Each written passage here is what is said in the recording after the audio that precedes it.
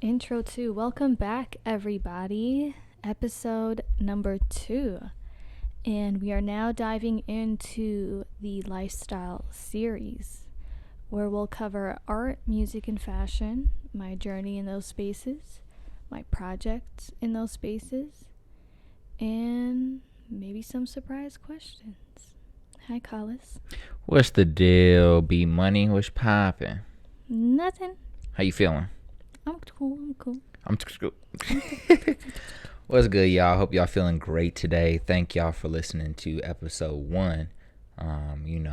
Good amount of people tapped in, and I hope you guys enjoyed the conversation. We have a few of Boss's friends that had some funny reviews and responses and updates that brought some good joy to our hearts. So yeah, I didn't realize I said blizzarding. That was the ongoing. See, no, you said it correct right there. Oh, did I? You said blizzarding right there, but you said blizzarding. Oh. Yeah, but anyways, it was funny. That's how podcasts go. You talk and then you reflect. But nah, you already know who it is. It's CIZZY. You dig live action. Back at it again as a co-host for the Clean Version Show, here with the lovely lady boss, HONNÉTEBAS, B Money. Holla. You feel me? So, like she said, we're going to be talking about art. We're going to be talking about lifestyle. It's about art. Who's an artist out there listening?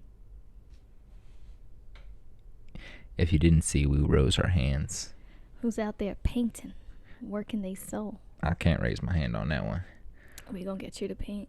Yes, ma'am. That's actually on my 2022 goals, is to do a few art pieces with you every once in a while, just to get in that creative zone with you. So it should be fun. So let's start with where did the introduction to art happen? Was it an art class when you first came to the States? Was it an art class in Israel? Was it like watching Basquiat on TV? Like, where did it come from? Where did the inspiration come from that really brought that urge to want to get into painting for you, or other types of art? Yeah, I remember my first painting, and I still have that one. I would say it's my first one. We had a family friend in Israel. She was dope, and I spent a lot of time at her house. At least I have memories of that. And she kind of facilitated this space and environment for me to be creative.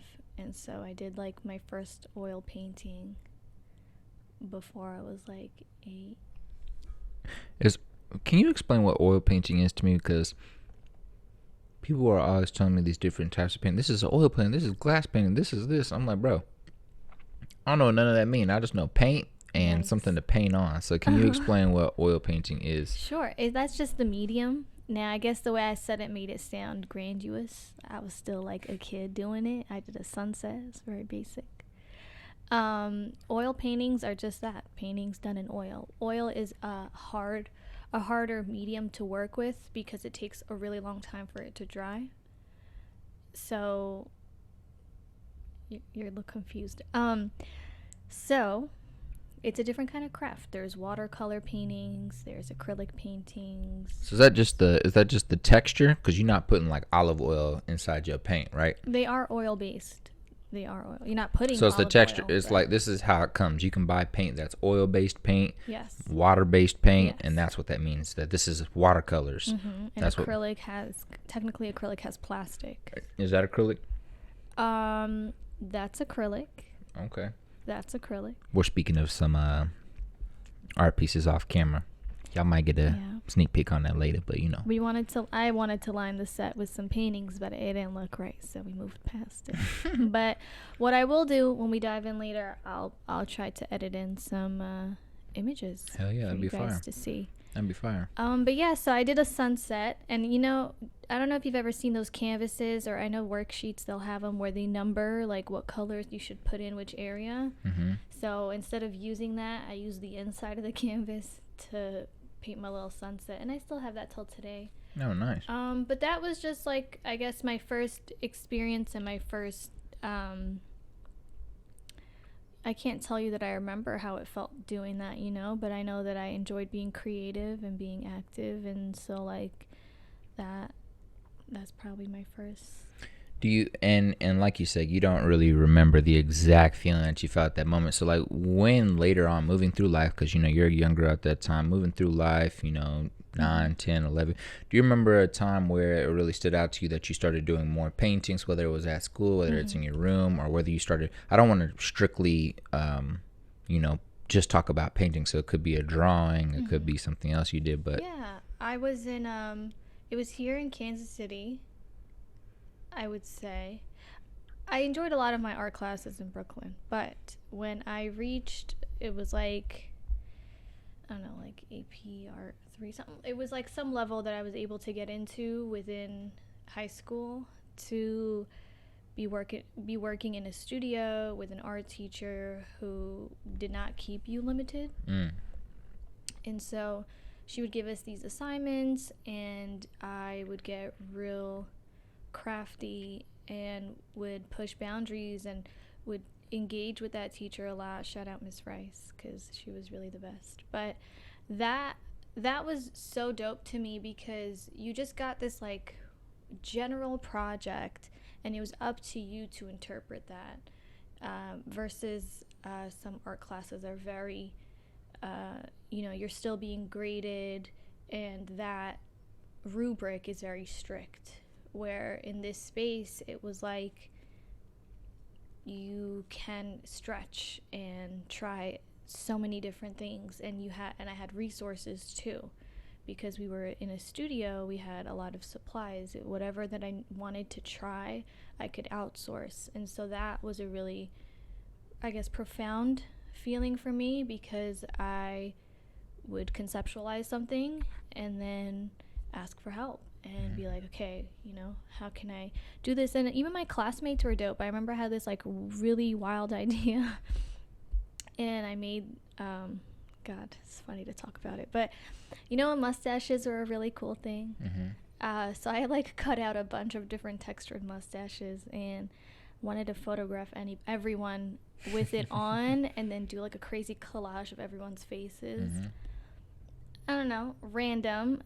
Was it the best work that I've ever did? No, absolutely not. It was trash. But I had this idea, and I was able to execute it, and I was able to have people participate and support me in whatever journey this was. And almost always it feels like painting, creating in general, is a soulful conversation.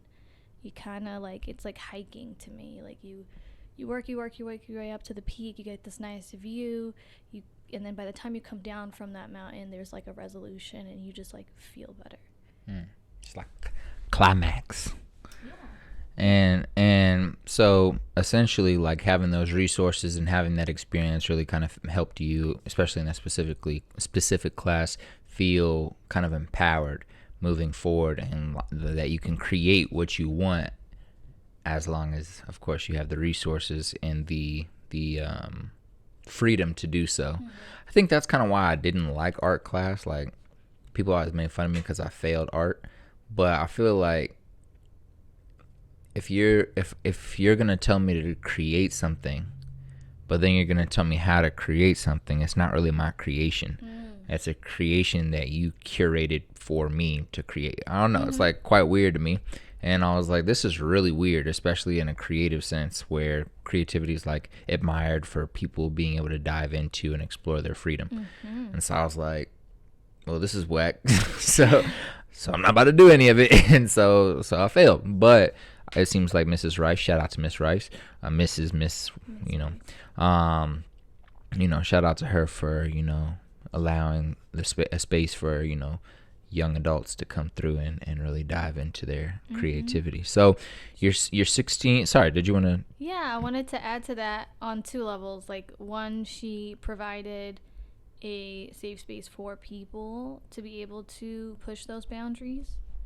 And to your point, I was going to share a small story where I was taking like a marketing class at JUCO, and the teacher said we had to create an ad, but we have to also use a reference. We have to show a specific reference that we use for our inspiration.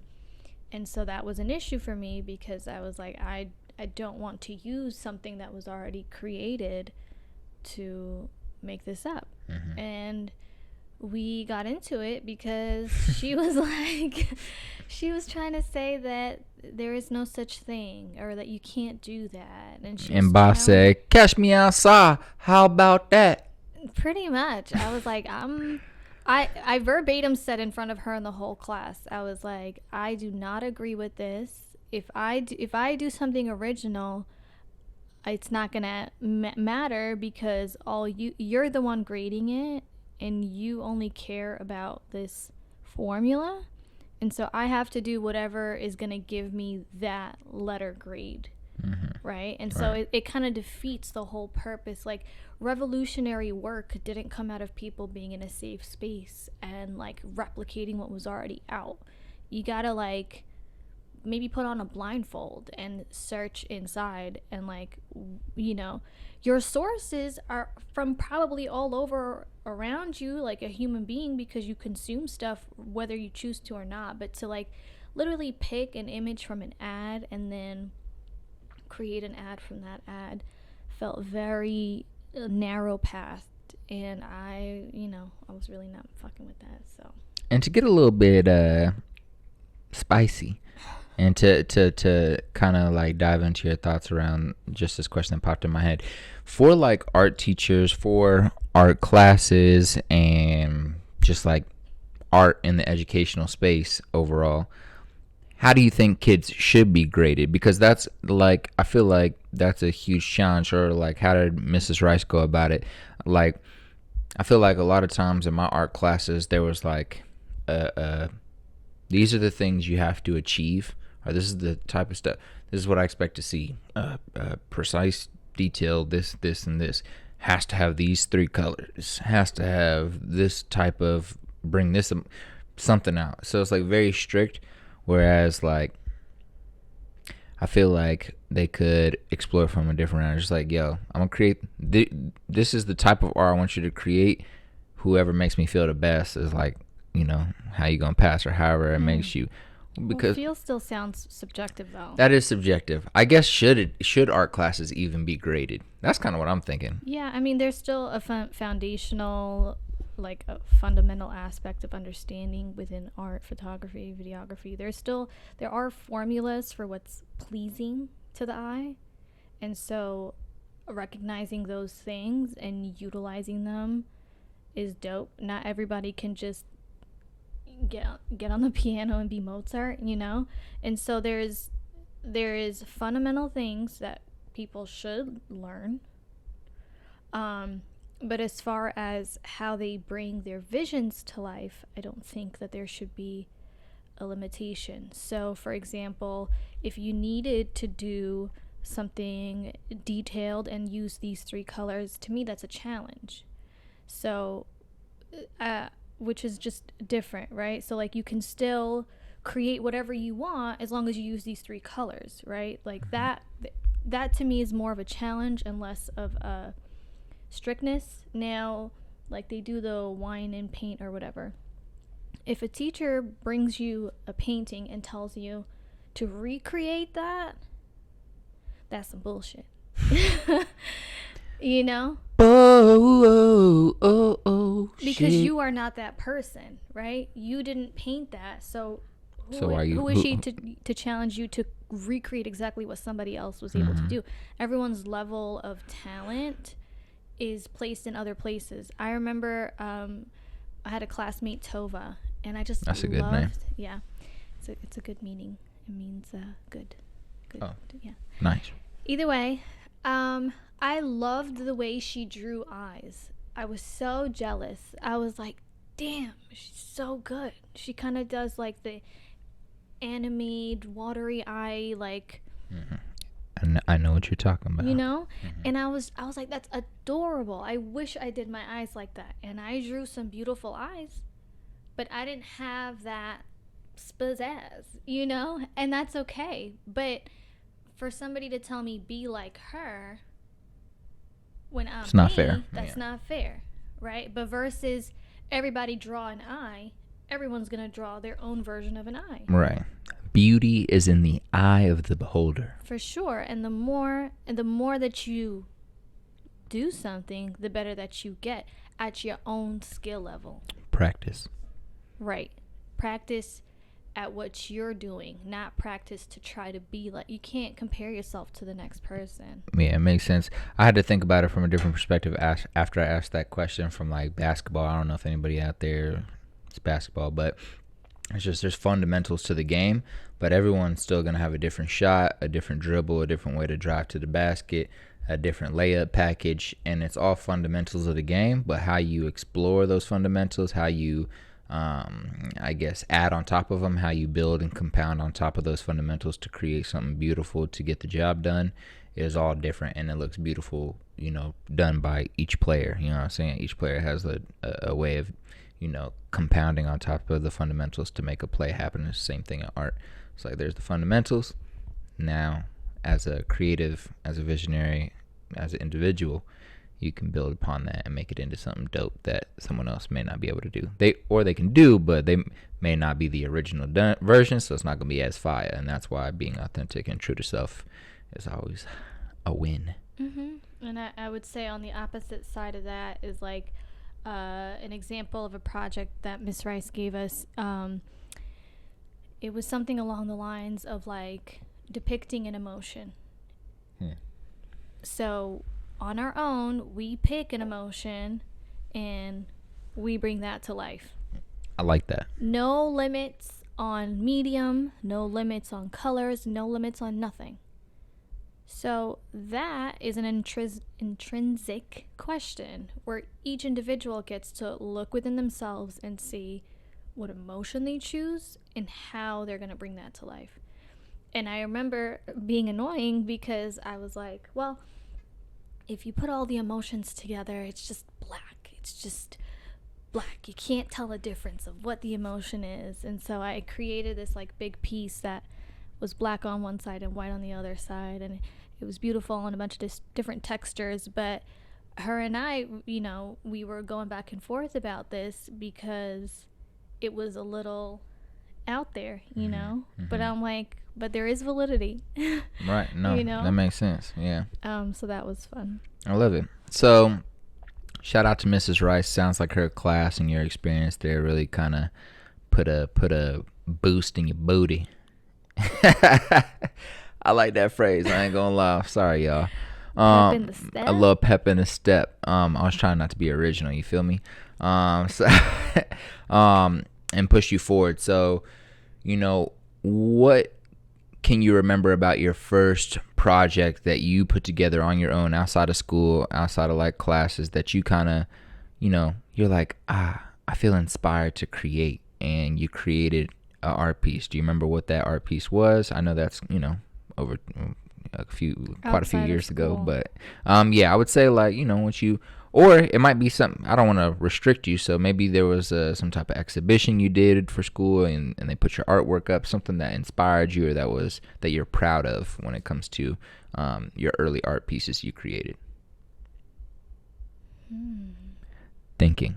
Dum, dum, dum, dum, dum, dum, dum. Dum, dum, dum. I guess the first thing that came to my mind was when I started jumping into visual arts, but that's not really. If you would like to touch on it, we can touch on it. Your choice. Sure, we can dive in real quick. This is when I was living in Los Angeles, and then at a certain point, I decided to move my bedroom out of my bedroom. I was in a 1-bedroom, and turn my bedroom into a studio space. I'm glad you clarified you was in a 1-bedroom. I was about to be like, that's mad disrespectful. So you had your roommates in there, you just put your bed in the sitting room? Man, you wildin'. I lived on my own. But so I don't even know how this came together, but I ended up like covering a corner of my room with newspapers, and had a homie who was down for the cause and styled her, did her makeup, and we shot pictures, and the photos were just dope. And I think that was probably my first kind of step and take into editorial photography / visual arts because we shot a video that I wrote a monologue for, and we took pictures, and that was just so fun. You know, like my room was completely empty, and all of a sudden there's this dope ass set. Turned it in and, something. You know, so that's when it's fun because like as someone who can imagine things and explore like wonderful things in the mind, to be able to like use your hands and really channel that into real life, that's like such a fun place to be in. I hear you. And I wanted to ask you, like, what emotions do you have to dive into, or vibe do you have to put yourself in to create an art piece? Like, we have quite a few art pieces here to the right of us, and it's like, you know, when you think about some of these pieces you created, was there a vibe or energy that you had to be in, or were you already in a certain energy or vibe? Like, do you come downstairs to your art studio and put music in your ear and listen to a specific genre? Do you get some tea and meditate before? Is there a certain process you go through before you decide to sit down and begin new word bedin Spell bedin.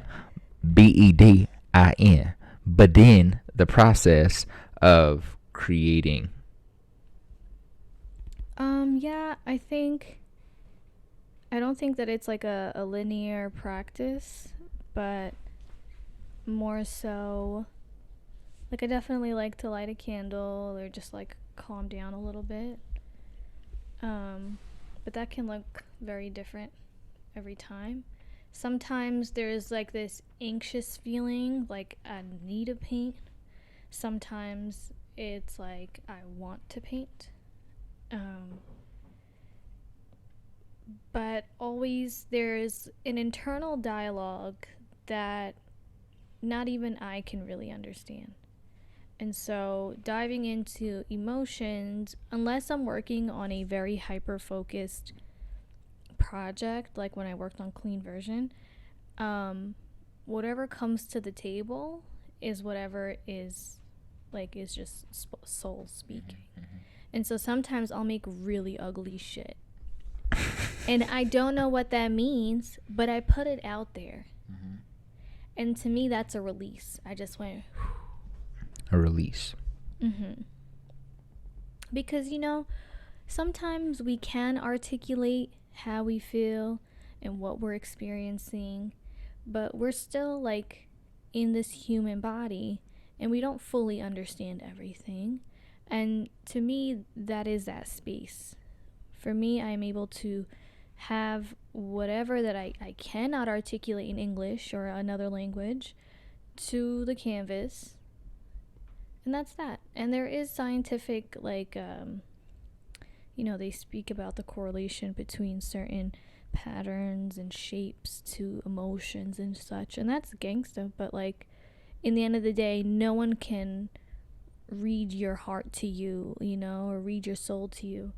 So, yeah.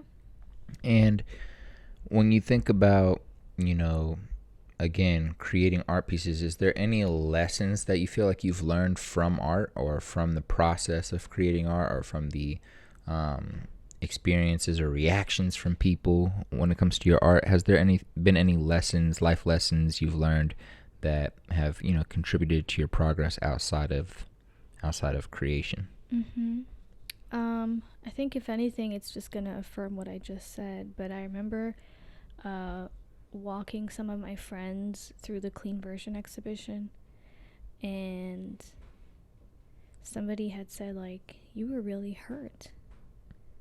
Yeah, you told me about this the other day. Yeah, you know, and that kind of like really took me off guard, because I was hustling so hard for 2 months to bring that to life, and I was just in my zone. And so it was such a wow moment for me, because I was like, damn, you see that?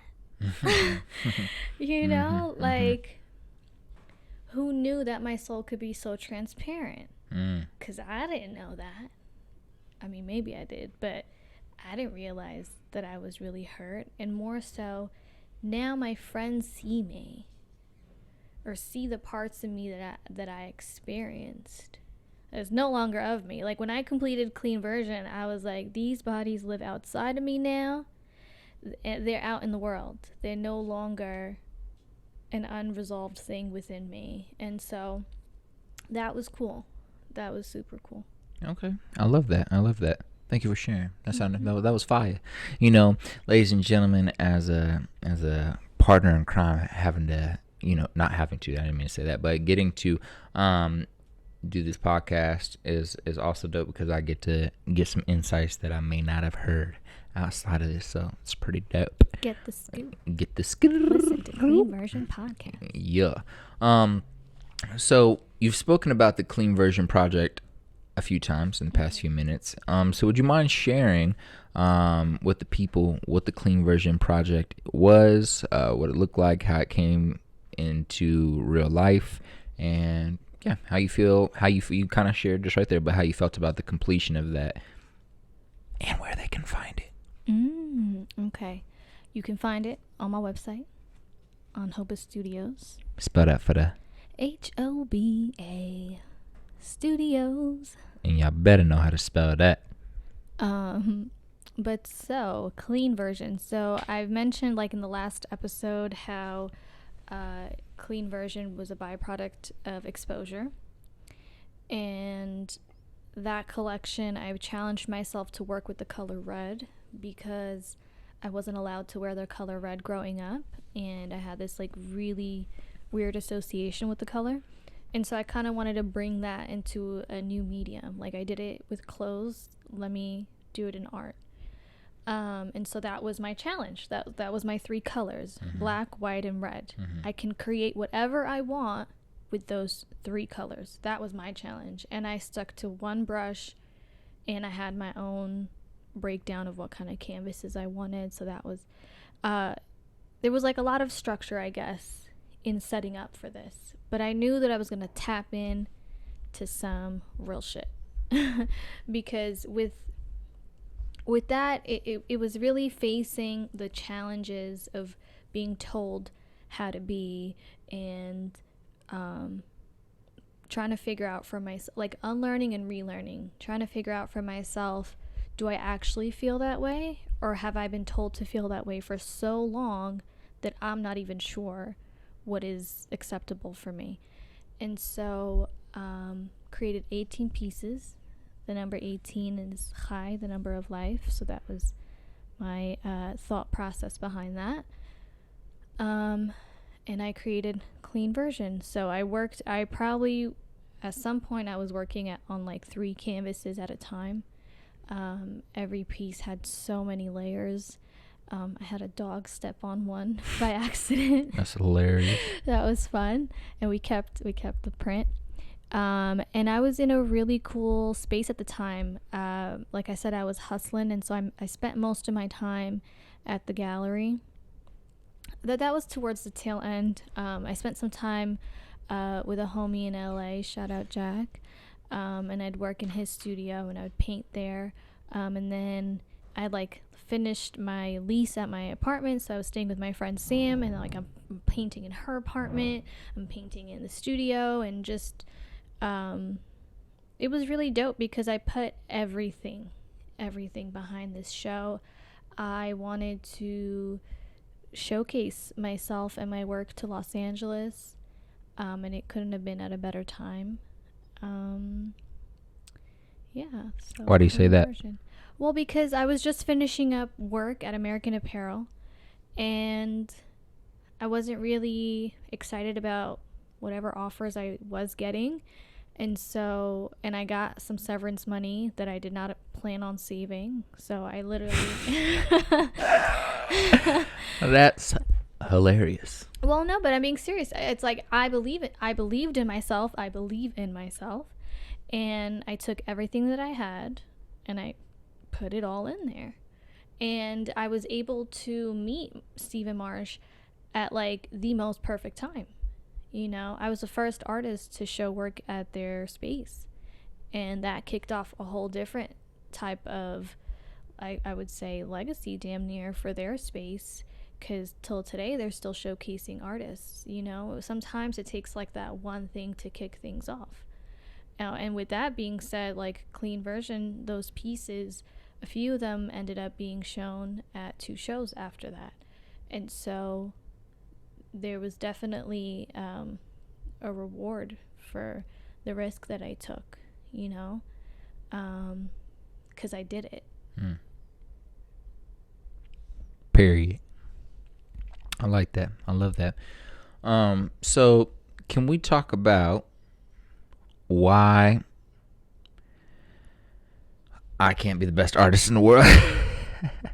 I'll just be looking at paint. Like, do you feel like painting or art is a learned thing? Like when it comes to, I guess, painting or drawing, do you feel like somebody can have a natural skill, or do you feel like it's both? Because, you know, there's a lot of artists who feel like create these creative juices flowing in their system, but they don't know how to get it out of them because they don't feel like they naturally have this talent to draw. And they also don't really have art classes, and they never had, you know, it's not like they have an art coach or they go to painting classes with their family. They just maybe don't have exposure to that at all, but they have this feeling to create. Do you feel like anybody can be a creative, or do you feel like someone's like born with the talent to be? You get what I'm asking? Yeah.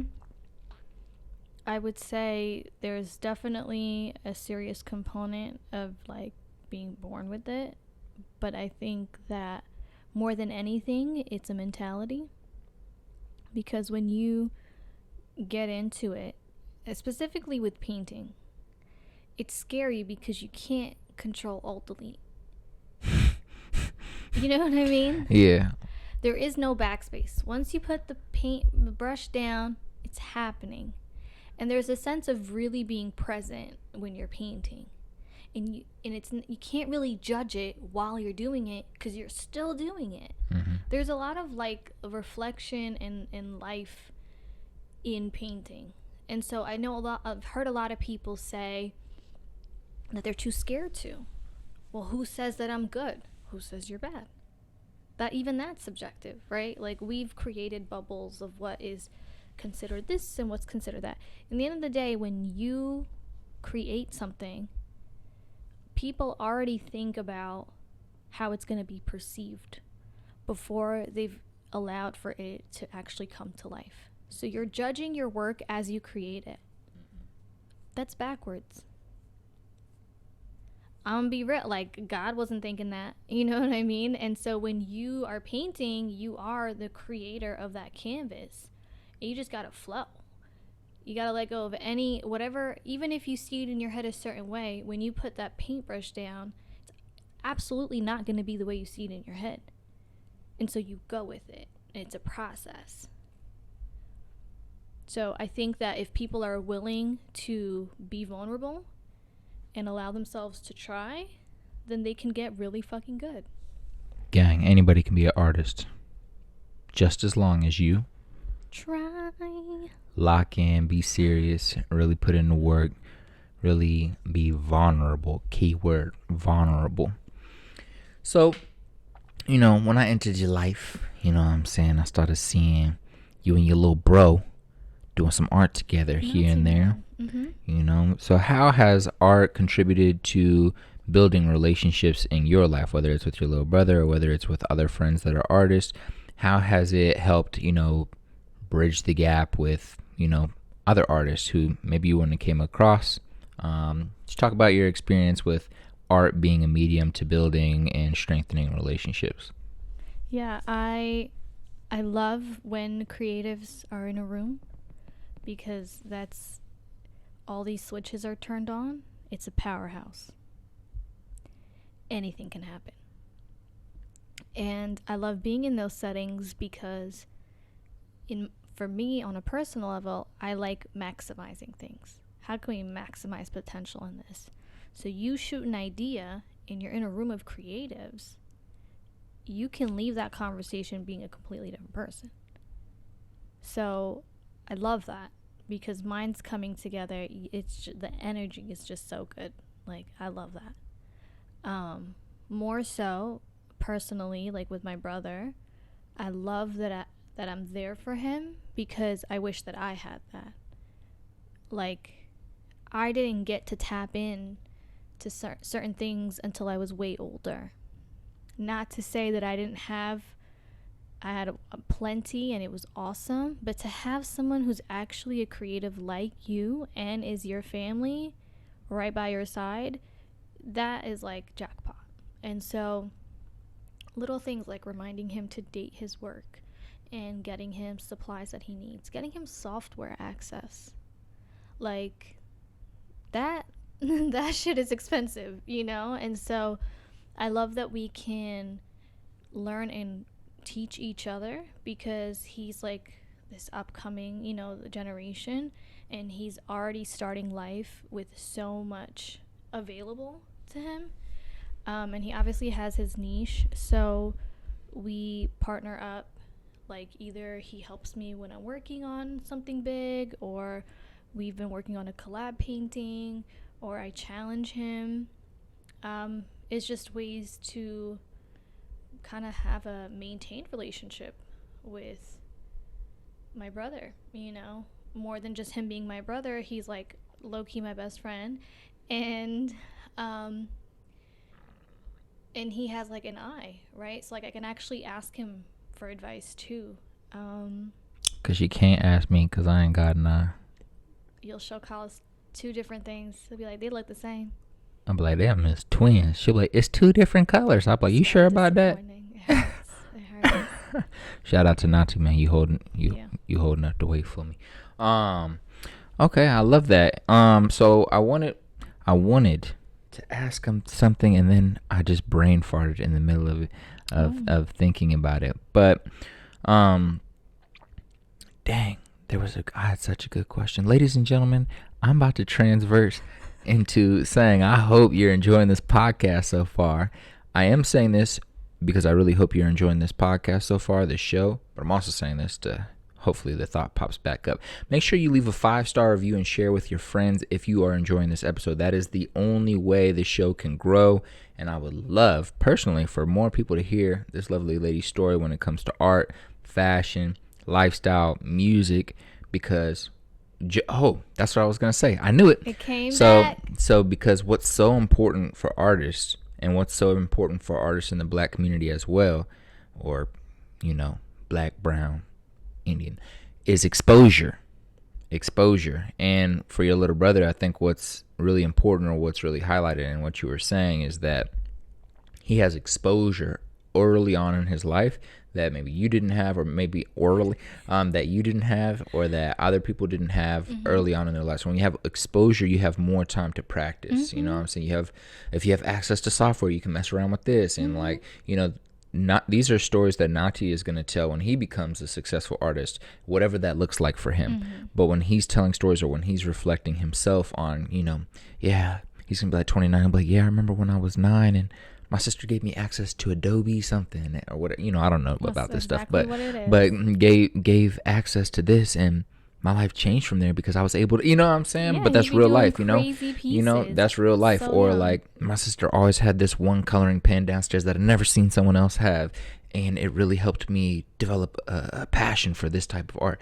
You know, so exposure is necessary. Exposure, you know, brings on, you know, really helps the creative mind blow up a little bit more, and then also really allows you to start practicing earlier and earlier, and getting feedback earlier and earlier. And the same thing goes for this podcast, being able to, you know, build brand awareness and put your message, put your story out there even further, and someone really enjoys it, and you say something fire, so they send it to another friend, like, and then that exposes them to a new thought process. That's like the importance of exposure, because exposure provides a benefit to not just self, but to an entire community and to the future of each individual. So I hope that made sense. But either way, it did. I think it all ties back into one of your projects. Exposure? Gang. So that's what I was trying to say. Thank y'all for letting me get that out by telling y'all to go leave a 5-star review. And what I just said was fire, so go leave a 5-star review. No, it's funny you say that, because Nati has seen me work on so many different projects. And so he has this awareness of no boundaries within your mediums. And yet, you know, just because you're exposed to something doesn't mean you're going to lean into it, right? And so for him, he's still affirmed in his technique. He does a very specific thing, but he'll do it either on paper or digital, etc. Those are like his worlds, right? And it's funny because Nazi's been working on this style of drawing for years. And we got to witness him literally leveling up. And when you're young, that's the best time to do it. You're not stuck in your ways, as Right. humans say. Real talk. Right? Like, you're the most malleable. And so I remember a few years ago, his friend was trying to draw too, like him. That ripple effect is so dope because now Nati's friends are into drawing and are trying. Not for everybody, of course, you know, some are star athletes, but but so to your point of exposure, like that definitely we saw it for ourselves. Live action. You saw it in real life. I love it. I love it. And so I want to talk to you about NFT art. And I know you have maybe some interest in getting into that world when it comes to your music, but I'm wondering if you have interest in getting into that world when it comes to art. I've personally not seen you do. I've personally not seen you. Ooh, Anyways, break? I see Nazi being in digital art a lot, but I don't see you too active in digital art. Are you interested in, not to say that digital art's the only avenue with NFTs, but are you interested in getting into the art side of it, specifically with like creations, whether it's a painting or whether it's a digital drawing? Is that something you're interested in? Just to share with the people and talk about something that's a little bit new in the market right now and trending like NFTs. Wanted to touch on it before we started to wrap up. Sure. Yes, I'm interested in it. I think that I was also like slightly spoiled when I had access to like a pad and different just things that make it easier to draw digitally. And then I kind of was conflicted between the balance of the digital and physical, and so it's kind of important to do both, in my opinion. So as far as like digital drawing for NFTs, I don't really see that for myself for like a little while. I dabble in that, but I don't really like invest too much time in that. I would think that I would be bringing my visual work, like videos, formats, or digital versions of my paintings to the metaverse, and then actually, auctioning off real pieces with the digital version, and maybe I create my own dope digital version from that piece, but yeah. Okay. I've been trying to push her little brother to get into NFTs, a little casual word here, a little casual word there. You know what I'm saying? Because his art is dope. And I'm like, it's better to hop in it while you're young, you know what I'm saying? Because right now is the best time to be an early being early is the best time to be early, if that makes sense. It's like, so being early is right on time. I mean, at the end of the day, whenever you start is right on time, but being early is always better. So I'm like, yo, young buck, you got a skill. Your skill is in need right now. You can leverage and maximize and monetize that skill right now if you'd like to. And I just think it's dope that there's opportunities out there for young bulls, especially young creatives, to be able to go do that. They don't have to go do a show anymore or like try to create an exhibition at 9 years old. You know what I'm saying? Like that, it doesn't have to be so challenging. They don't have to try to get their art in an art museum. They just be like, man, I'm gonna just go create and put it on NFT in less than 10 minutes. And if I can grow a following, I can do my art and survive on it. And speaking of that, is creating art pieces a lane that you have considered or are considering going down when it comes to like trying to be a artist that makes money off the art and monetizes it and uses that as her main resources of living? Or is art just, I'm just trying to do this because I enjoy it, and occasionally I might sell it, occasionally I might try to monetize off my art, but right now I'm just enjoying creating? Like where are you at in your headspace when it comes to artwork? It's kind of layered, to be honest. There's two, because I'll still create, but just because I create doesn't mean that it's for show. Mm-hmm. And so I did clean version. That was 18 pieces. That was more than enough. When I'm ready to gear up again, I would do something in that same note. But, you know, my thing is, like, some of the paintings that I just work on to just be working, I don't want to share with the world. Mm-hmm. And That's that. that's that for now. And I respect that. I feel like I've heard that from a lot of different creatives when it comes to art, when it comes to creating music. They're like, this song's not for to be put out. I'm like, what? You know, from the outside looking in, I'm always like, that's crazy. Or like when I'm down here in the studio, and I'm like, I see like cool little 50,000 right here. You know what I'm saying? I'm looking at it, and that's probably not good. I know y'all artists gonna be mad at me, but that's how I be looking at it. I just be looking. I'm like, could sell that for like 300. I sell that for like 850. Yeah. And so that's how I be looking at it. So I always have to ask, and I always appreciate when people really value their art and the experience and how it makes it feel, and just enjoying the creation and admiring the beauty more than thinking about it from a money perspective. I always respect that. So, you know, I had to ask. Is there, ladies and gentlemen, give me a second. Let me get a quick sip. I know, my back hurt from working Sure. out. Hey, she has been killing it lately. I ain't gonna lie, ladies and gentlemen. So y'all must know that she been out here lifting. She been out here getting strong, doing pull-ups, you know what I'm saying, push-ups, curls. She been killing leg day. She killing it. But look, we're not gonna make her back hurt for too long. So with that being said, is there anything else you wanted to cover or touch upon before we wrapped up this episode on the topic of art? I think more so of like a leading on to kind of thing, how we mentioned in the last episode, everything being connected to everything. And so I wanted to speak about when I took pictures with my paintings to show my work.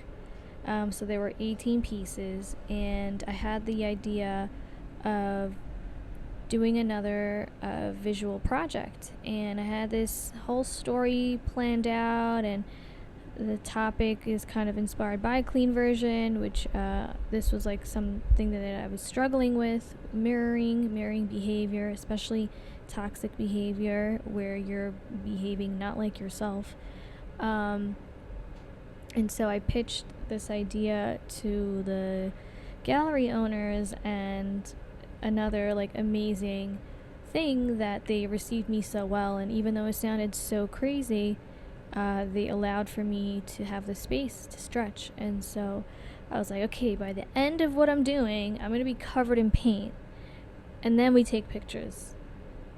And so planning that out was so dope. I definitely have fun planning things out. I do like doing this like operational logistics thing. But so I do this performant art piece, which then becomes 1-to-1, which we'll talk when we get to visuals. But so by the end, I was covered in paint. What I didn't calculate was the fact that I wouldn't be able to see. She's blind, she's blind.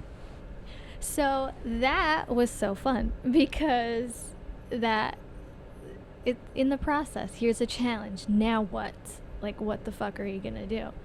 And Steve is there ready to take pictures, and Marsh passes me a painting, butt-ass naked, grabbing a painting, and she then describes to me what kind of painting I'm holding. These are all my creations though, so it's not like it's too foreign. And then I pose, move on, grab, pose, and that was hella fun for me. But why I bring it up is because the way that you're able to create is limitless, and it's up to you how you box it up.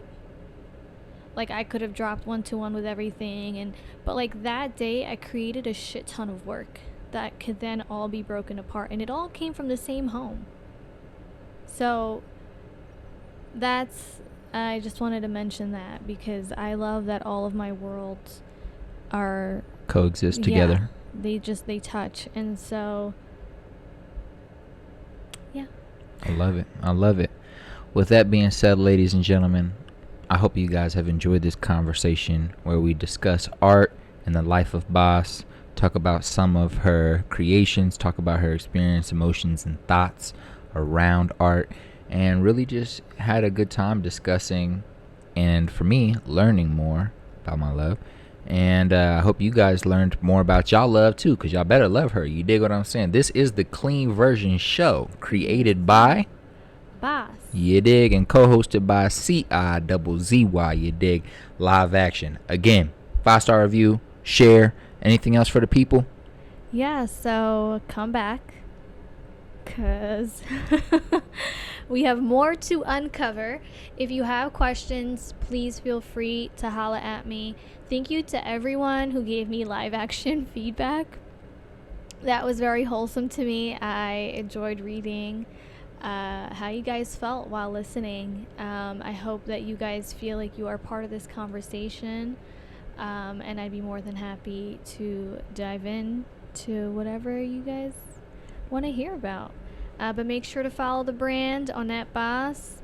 That's on Instagram and Twitter, Facebook. Check out the website. I did some little updates. And fuck with us. Yes, Sirski. This is the Clean Version Show. signing out.